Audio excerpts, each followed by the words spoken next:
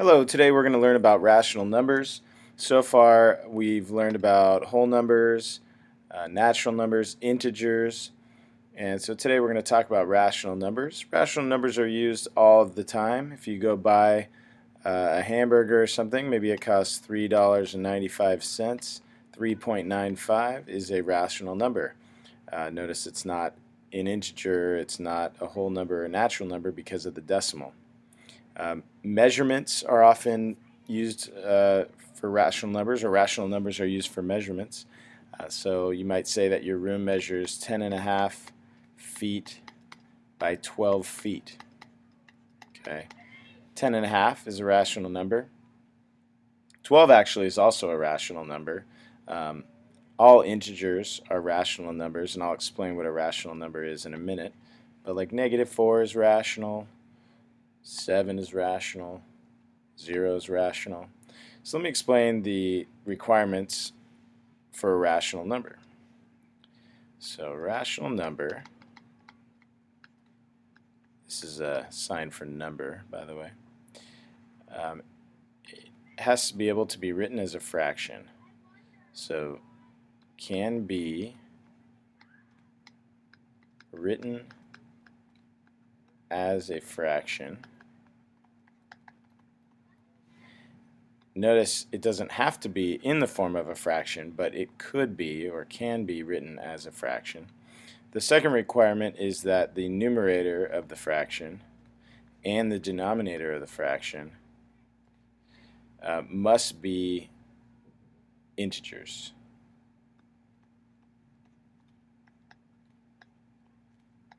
So I'll give a couple examples of that. For instance, 3/4 is rational because it can be written as a fraction. In fact, it is already written as a fraction, 3/4. And the numerator and the denominator are both integers, 3 and 4. Okay. The number -3 is rational because it can be written as a fraction, which I'll do right now, -3/1. And both the top, -3, and the bottom, the numerator and denominator, are both integers, -3 and 1. If I write 1 2/3, this is rational because it can be written as a fraction, because 5/3 is the same as 1 2/3, and the 5 and the 3 are integers. And decimals also work because 2.3 is the same as 2 3/10, right? Which is the same as 23/10. So that's a fraction, and both the top and bottom are integers. Basically, almost every number you can think of at this stage is a rational number. Some numbers that are irrational, which is, not rational, would be pi, like square root of 2. But the requirements for an irrational number is that they are non-terminating,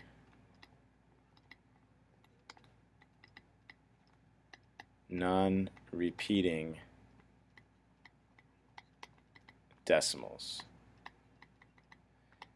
And most of you guys know that because of pi, where they have competitions where people try to memorize the most digits of pi. And the reason they can have that competition is because pi is irrational, and thus it is non-terminating, non-repeating. So it goes on forever, and the numbers never repeat in any order.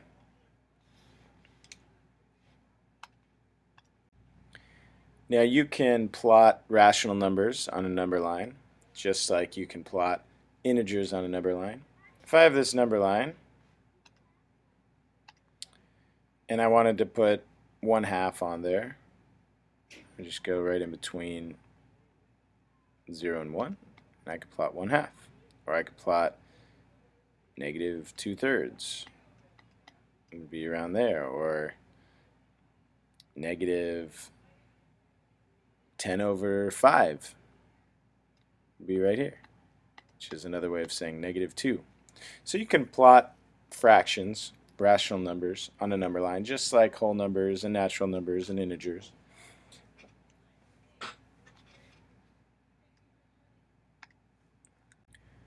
You can also plot decimals, which are other forms of rational numbers, on the number line. So if you want to plot like 2.3, that might be right there, 2.3, or -4.5 would be right there. It's not as exact because you're kind of going in between grid lines there. But what you could do is you could make a number line that doesn't even have whole numbers on it, or has very few whole numbers, such as if I was going to make this one, I could make a number line where there's 0 down here, and each hash mark represents a fraction. So like this could be 1/4 and 2/4, or 1/2, 3/4, 4/4, also known as 1. You could also do that over here.